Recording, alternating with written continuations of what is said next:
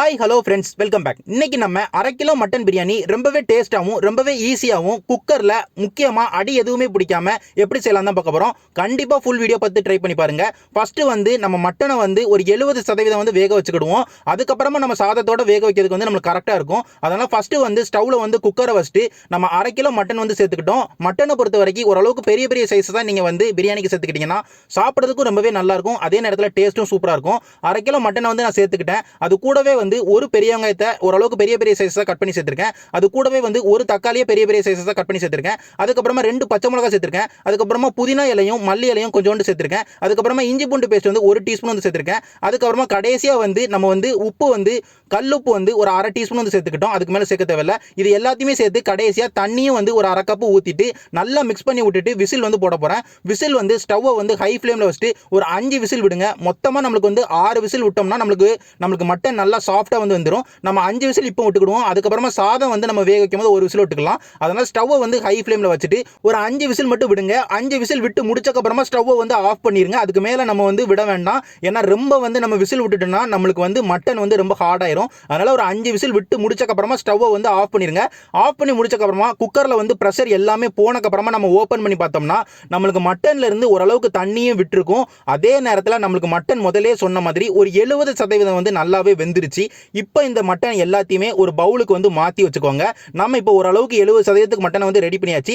அதுக்கப்புறமா நம்ம அரிசியை ஊற வச்சிடலாம். அரிசியை ஊற வைக்கிறதுக்கு ஒரு பவுலில் நான் அரை கிலோ சீரக சம்பா அரிசி எடுத்திருக்கேன். சீரக சம்பா அரிசியை பொறுத்த வரைக்கும் பிரியாணிக்கு ரொம்பவே சூப்பராக இருக்கும். அதுவும் மட்டனுக்கு ரொம்ப சூப்பராக இருக்கும். முடிஞ்ச அளவுக்கு சீரக சம்பா அரிசியை பயன்படுத்துங்க. ரொம்பவே சூப்பராக இருக்கும் பிரியாணி. இல்லைனா நீங்கள் என்ன அரிசினாலும் நீங்கள் பயன்படுத்திக்கலாம். இப்போ சீரக சம்பா அரிசியை நான் 3 டயத்துலேருந்து ஒரு 4 டைம் நல்லா தண்ணியில் வாஷ் பண்ணி எடுத்துக்கிட போகிறேன். வாஷ் பண்ணி முடிச்சக்க அப்புறமா அதை ஒரு 25 நிமிஷத்துலேருந்து ஒரு 30 நிமிஷத்துக்கு தண்ணி ஊற்றி ஊற வச்சிருங்க.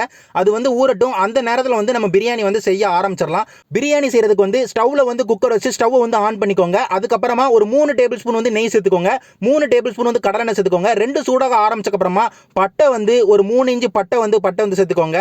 அதுக்கப்புறமா கிராம்பு ஒரு 3 கிராம்பும் ஏலக்காய் ஒரு 3 கிராம்பும் சேர்த்து நல்லா ஸ்டவ்வை மீடியம் ஃப்ளேமில் வச்சு ஒரு 30 செகண்ட்லேருந்து ஒரு 50 செகண்டுக்கு நல்லா வதக்கி கொடுக்கோங்க. இது மூணுத்துலேருந்து நல்ல வாசனை வர அளவுக்கு நல்லா வதக்கி முடிச்சக்க அப்புறமா ஸ்டவ்வை ஹை ஃப்ளேமில் வச்சுட்டு வெங்காயத்தை சேர்த்துக்கலாம். வெங்காயம் பெரிய வெங்காயம் 2 பெரிய வெங்காயம் சேர்த்துருக்கேன். பெரிய வெங்காயத்தை பொறுத்த வரைக்கும் ஓரளவுக்கு நீட்டமாக கட் பண்ணி எடுத்துக்கோங்க. அதுக்கப்புறமா பிரியாணியை பொறுத்த வரைக்கும் நம்மளுக்கு வெங்காயம் நல்லா வதங்கணும். ஓரளவுக்கு லைட்டாக ப்ரௌன் கலரில் இருந்தால் தான் அந்த ஸ்வீட்னஸ் நம்மளுக்கு வெங்காயத்துலேருந்து வரும். அது பிரியாணிக்கு ரொம்பவே நல்ல டேஸ்ட் தரும். அதனால ஸ்டவ்வை ஹை ஃப்ளேமில் வச்சுட்டு ஒரு 4 நிமிஷத்துலேருந்து ஒரு 5 நிமிஷத்துக்கு நீங்கள் வெங்காயத்தை நல்லா வதக்கி விட்டீங்கன்னா வெங்காயம் ஓரளவுக்கு லைட் ப்ரௌன் கலருக்கு மாறிடும். அதுக்கப்புறமா ஸ்டவ்வை லோ ஃப்ளேமில் வச்சுட்டு இஞ்சி பூண்டு பேஸ்ட் சேர்த்துக்கோங்க.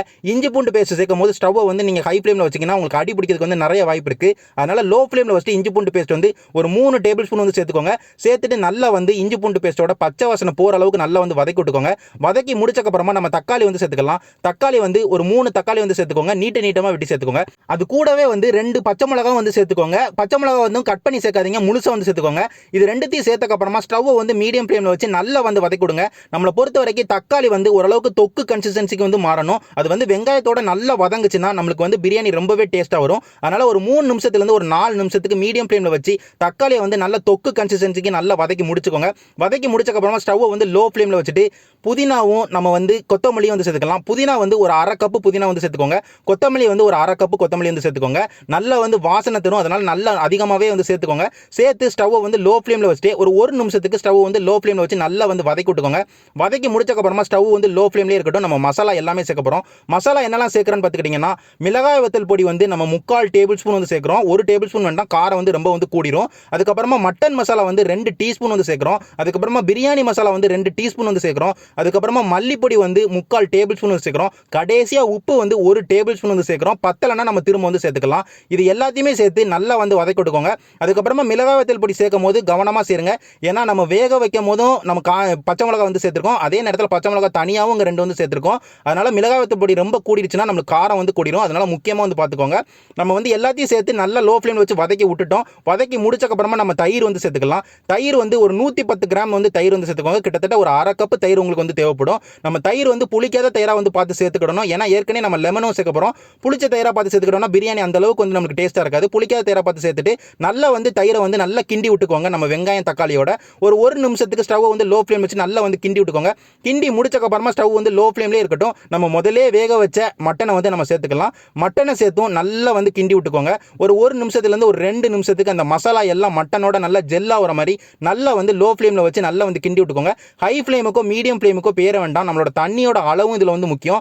நம்ம மட்டன் நான் தண்ணியோட அளவு வந்து நான் திரும்ப வந்து நான் சொல்கிறேன் கடைசியாக. இப்போ வந்து நான் தண்ணி வந்து சேர்த்துக்கிறேன். நல்லா மிக்ஸ் பண்ணி முடிச்சக்கப்புறம் தண்ணியோட அளவு எவ்வளோ சேர்க்குறேன்னு பார்த்துக்கிட்டிங்கன்னா, நான் வந்து 950 ml வந்து நான் தண்ணி வந்து சேர்த்துருக்கேன். கிட்டத்தட்ட 1 லிட்டருக்கு வந்து 50 ml வந்து நம்ம கம்மி. நம்ம இது என்ன அளவில் சேர்க்குறோம் பார்த்துக்கிட்டிங்கன்னா, நம்ம சீரக சம்பா அரிசியை பொறுத்த வரைக்கும் நம்ம 1க்கு 1.25 தண்ணி வந்து நம்ம எடுக்கணும். அப்படி நம்ம எடுக்கும் போது நம்மளுக்கு 850 ml தான் தேவைப்படும். 100 ml கூட வந்து சேர்த்துருக்கோம்.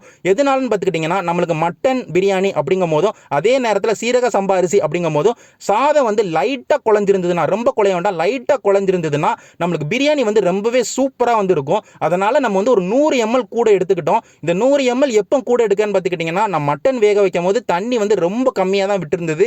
அதனால் நான் சொன்னேன், அதில் வந்து உங்களுக்கு தண்ணி கூடிருச்சுன்னா நீங்கள் 850 ml எடுத்தால் போதும். நான் சொல்கிறது உங்களுக்கு புரியும் நினைக்கிறேன். தண்ணியோட அளவு 950 ml. நான் மட்டன் வேக வைக்கும் போது என்னோட மட்டன் வந்து தண்ணி அவ்வளோவா விடலை.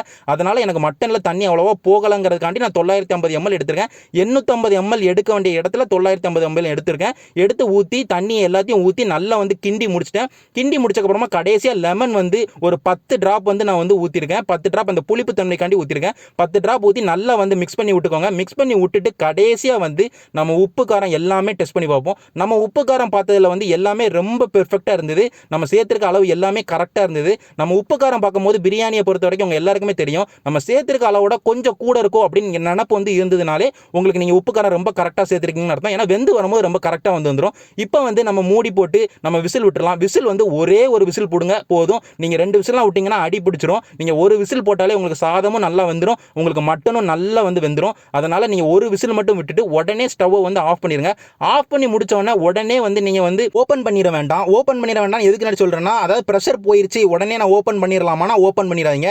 ஒரு 25 நிமிஷத்துலேருந்து ஒரு 20 நிமிஷமாவது நீங்கள் விடுங்க. அந்த ஹீட்லேயே வந்து நல்ல சிக்கனும் வேகும். அதே நேரத்தில் நம்மளுக்கு சாதமும் லைட்டாக குழஞ்சிருக்கும். ஆனால் அது வந்து நல்லா வந்து அந்த ப்ரெஷரில் வந்து நல்லா வந்து வெந்து நம்மளுக்கு ஓரளவுக்கு லைட்டாக உதிரியாக சூப்பராக வந்து கிடைக்கும். நான் முதலே சொன்ன மாதிரி தான் நம்ம ஓப்பன் பண்ணி பார்த்துருக்கோம். பார்க்கும்போது ரொம்பவே சூப்பராக வந்து பிரியாணி வந்துருச்சு. லைட்டாக குழஞ்சிருக்கு. இந்த மாதிரி லைட்டாக குழஞ்சிருந்துன்னா சாப்பிடும் போது ரொம்ப சூப்பராக இருக்கும். நம்ம ஆறி பிரியாணி சாப்பிட்டா கூட நம்ம சாப்பிட்றதுக்கு அவ்வளவு நல்லா இருக்கும். அதனால நான் அப்படி சொல்லிக்கிட்டேன். நீங்கள் இல்லை எனக்கு ரொம்ப உதிரியாக வேணும், லைட்டாக கூட எனக்கு குழஞ்சா பிடிக்காதுன்னு நீங்கள் நினச்சிங்கன்னா 850 ml தண்ணியே சேருங்க போதும். இல்லை இந்த மாதிரி ரொம்ப சூப்பராக வரணும்னு நினச்சிங்கன்னா 950 ml தண்ணி வந்து சேர்த்திங்கன்னா ரொம்பவே கரெக்டாக இருக்கும். நம்மளுக்கு பிரியாணி வந்து ஒரு விசில் தான் விட்டுருக்கோம். சாதம் ரொம்ப சூப்பராக வந்துருச்சு. அதே நேரத்தில் மட்டனும் நல்ல பன்னு மாதிரி ரொம்ப சூப்பராக வந்து வெந்துருச்சு. நம்ம ஒரு பெர்ஃபெக்டான மட்டன் பிரியாணி 1/2 கிலோவில் வந்து நம்ம செஞ்சுருக்கோம். நான் சொன்ன அளவுலையும் நான் சொன்ன மசாலா அளவும் நீங்கள் சேர்த்திங்கன்னா நீங்கள் ரொம்ப ஈஸியாக அந்த மட்டன் பிரியாணி வந்து செஞ்சிடலாம். செஞ்சு பாருங்கள், ரொம்ப வந்து ஈஸியாக இருக்கும், ரொம்ப சூப்பராகவும் வரும். நான் வீடியோவில் காட்டுற மாதிரியே உங்களுக்கும் ரொம்பவே பெர்ஃபெக்டாக வரும். தண்ணியோட அளவு நீங்கள் முக்கியமாக பார்த்துக்கிட்டாலே கண்டிப்பாக ட்ரை பண்ணி பார்த்துட்டு வீட்டில் எல்லாருக்குமே செஞ்சு கொடுங்க. எல்லாருமே ரொம்ப விரும்பி சாப்பிடுவாங்க. நான் இதே மாதிரி வேற ஒரு நல்ல ரெசிபியோட உங்கள் எல்லாருமே வந்து பார்க்குறேன். நன்றி.